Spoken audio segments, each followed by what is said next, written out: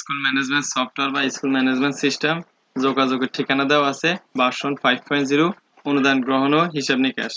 চলুন শুরু করি। এ হচ্ছে সফটওয়্যার মেইন ইন্টারফেস। এখানে মেইন ইন্টারফেসে আপনি পাবেন অনুদান গ্রহণ।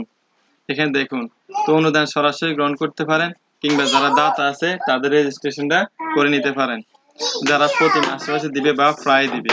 তো দাতা রেজিস্ট্রেশনের মধ্যে আমরা যদি এখানে যাই তাহলে আমরা এখানে লিখতে পারি দাতার আইডি। আপনি আপনার মতো করে একটা আইডি দিবেন, সেটা ইংরেজিতেও দিতে পারেন বাংলাতেও দিতে পারেন। মনে করেন এইভাবে দিতে পারেন 24 সাল যেহেতু 24, তারপর হচ্ছে 01 এইভাবে দেওয়া শুরু করতে পারেন।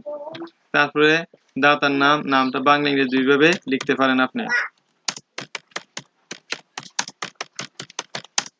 ওকে, পিতার নামও আপনি বাংলা ইংরেজি দুইভাবে লিখতে পারেন।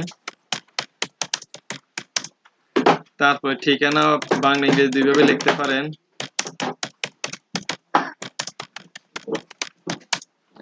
তারপর হচ্ছে মোবাইল নাম্বারটা অবশ্যই ইংরেজিতে লেখার চেষ্টা করবেন।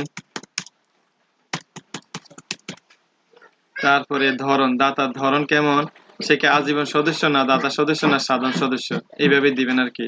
এখানে দাতার চাইলে একটা ছবিও দিতে পারেন, ছবি না দিলেও কোনো অসুবিধা নাই। তো ছবি যেখানে আছে সেখান থেকে তো আমি একটা ছবি আপাতত খুঁজে বের করি। ছবি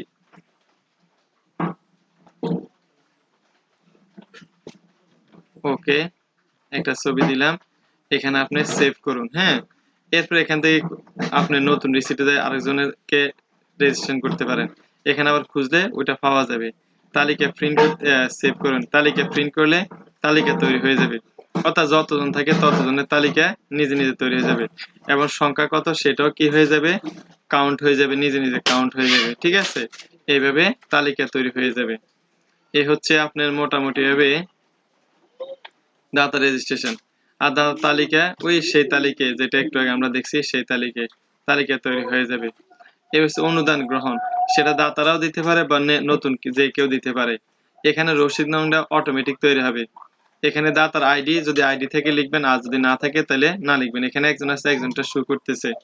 ঠিক আছে, তো এখানে সাল তো 2024 সাল, দাতার নাম এখান থেকে খুঁজে পাবেন, যতজন থাকে ততজনকে, অথবা আপনি চাইলে এখানে লিখতে পারেন বাপের নাম, চাইলে লিখতে পারেন, চাইলে ওইখান থেকে নিয়ে আসতে পারেন। এখন ঠিকানা ওইখান থেকে চাইলে নিয়ে আসতে পারেন, চাইলে লিখতে পারেন। মোবাইল নম্বর ওইখান থেকে নিয়ে আসতে পারেন, চাইলে এখানে লিখতে পারেন। ঠিক আছে, ধরনও চাইলে লিখতে পারেন, চাইলে ওইখান থেকে নিয়ে আসতে পারেন। যা পাইবেন তাই ওইখানে পাওয়া যাবে। তো ধরে নিয়ে এটা হচ্ছে জুলাই আগস্ট একসাথে হয়ে গেছে। সরি, এটা ডিলিট করে দেওয়া যাবে, আমি এটা ঠিক করে দিব জুলাই। অত আমরা জুলাই আগস্ট থেকে এখানে জুলাই কেটে দিতে হবে। আপনি লিখলেও এখানে সাপোর্ট করবে। ঠিক আছে, তারিখে ক্লিক করলে ক্যালেন্ডার আসবে, ক্যালেন্ডার আসলে আপনি তারিখ দিয়ে দিতে পারেন। এখন সে কি দিচ্ছে এখানে যে কোনো একটা, এগুলো অন্য কিছু লাগলে এখানে টাইপ করে লিখতে পারবেন, আর টাকা হইলে সরাসরি টাকা লিখতে পারবেন। ঠিক আছে, তো এখানে আপনি বাংলা ইংরেজিতে লিখবেন। এই যে কিবোর্ড ইংরেজি করে লিখলে বাংলা হয়ে যাবে। ধরুন 5,000 টাকা দিচ্ছে। ঠিক আছে, এটাই। ঠিক আছে, তারপর আপনি কি করবেন, সেভ করবেন। এখানে আইডি কত হয়েছে 1, প্রিন্ট করুন। তাহলে প্রিন্ট করানোর মধ্যে আপনি কি করবেন, 1 দিবেন, তারপর ওকে করবেন, এটা প্রিন্ট হয়ে যাবে। এই যে এটা প্রিন্ট হয়ে যাবে সম্পূর্ণভাবে। হ্যাঁ, ঠিক আছে, এই যে এখন আপনি প্রিন্ট করে নিতে পারবেন, কন্ট্রোল পি দিয়ে প্রিন্ট করতে পারবেন কিংবা পিডিএফ আকারে সেভ করতে পারবেন। ঠিক আছে, সবকিছু করা যাবে। এটা এখন আমরা পেছনে একটু ফেরত যাই। এখানে দেখুন ওই রসিদ প্রিন্ট করে না আগেরটাই, শুধুমাত্র রসিদ নম্বর থাকলে 1 দিছি সেটা চলে আসবে। এখন হচ্ছে যে আপনার অনুদানের তালিকা তৈরি হয়ে যাবে। যতজনে দিচ্ছে, হাজার হাজার দিলে হাজার হাজার, লাখ লাখ দিলে লাখ লাখ, এই যে সবকিছু তৈরি হয়ে যাবে একেবারে।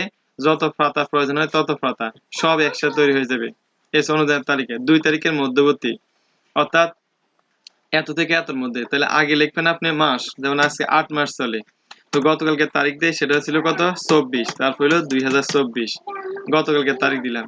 তারপরে হচ্ছে আজকে তারিখ দেই, আগে হচ্ছে 8 মাস, তারপর হলো আজকে 25 তারিখ, তারপর হলো 2024। এই একদিনের মধ্যে বা 2 দিনের মধ্যে কতজনের টাকা দিচ্ছে ততজনের টুরে দিব। এইভাবে 2 তারিখের ব্যবধানে মানে হচ্ছে যে এখানে একজন দিচ্ছে, একজনের টাকা উঠে গেছে। অর্থাৎ আপনি এই 2টা তারিখ আপনি চাইলে 10 বছরের ব্যবধানে দিতে পারবেন, চাইলে একদিনের ব্যবধানে দিতে পারবেন, চাইলে 5 দিনের ব্যবধানে দিতে পারবেন, দাতার আইডি অনুসারে। এখন আইডি অনুসারে আমরা যদি লিখি সেটা কত ছিল 24 20 24 তারপরে 01 এই ব্যক্তি যতবার দিয়েছে শুধু ওই ব্যক্তির তালিকাটা তৈরি হয়ে যাবে। এই যে সরি এখানে দাতার আইডিটা কপি করে নিয়ে আসি এখান থেকে আমি। এই যে 20 24 01 ওইখানে আমি কপি করে নিয়ে আসতেছি, অথবা এটা সম্ভবত দাতার আইডি অনুসারে। হ্যাঁ, এখানে পেস্ট করতেছি, বাংলাতে লিখতে হইতো এই জন্য। হ্যাঁ, ইংরেজি লিখছি যেন আসে নাই। ঠিক আছে, চলে আসছে। সে যতবার দিবে তার তালিকাটা তৈরি হয়ে যাবে। এবার হচ্ছে যে মাস অনুসারে, তাহলে মাসের নাম কি ছিল? আগস্ট। ওইখান থেকে আগস্ট মাসটা কপি করে নিয়ে আসতে পারেন, কিংবা লিখে দিতে পারেন আগস্ট মাস। কিন্তু আগস্ট মাস কোন সালের? 2024 সালের। এইভাবে আগস্ট মাস তো প্রতি বছরে আসবে, তাই সালটা দিয়ে দিবেন আগস্ট মাস 24 সালের। এটা চলে আসবে। কেন আসে নাই? কারণ হচ্ছে যে সম্ভবত বানানটা ভুল হয়ে থাকতে পারে। হ্যাঁ, এখানে কি দিছি? আগস্ট। এখান থেকে কপি করে নিয়ে আসলাম। ঠিক আছে, তারপর আগস্ট মাসটা কপি করে নিয়ে আসলাম, তারপরে মাস অনুসারে এখানে পেস্ট করে দিলাম। তারপরে আমি কি করব? 2024 সাল দিয়ে দিলাম। এবার চলে আসবে। এই যে এবার চলে আসছে, অর্থাৎ আগস্ট মাসটা কপি করে নিয়ে আসলাম। এবার হলো কি সাল অনুসারে পুরো এক বছরের, সরি এটা সাল চাইবে, আমি এটা ঠিক করে দিতেছি। এখানে যারা মাস চাইছে এখানে সাল চাইবে। তো মোটামুটি এই হচ্ছে আমার অনুদান। আশা করি খুব ভালো লাগবে। ভিডিওটা এখানে শেষ করলাম। ধন্যবাদ সবাইকে।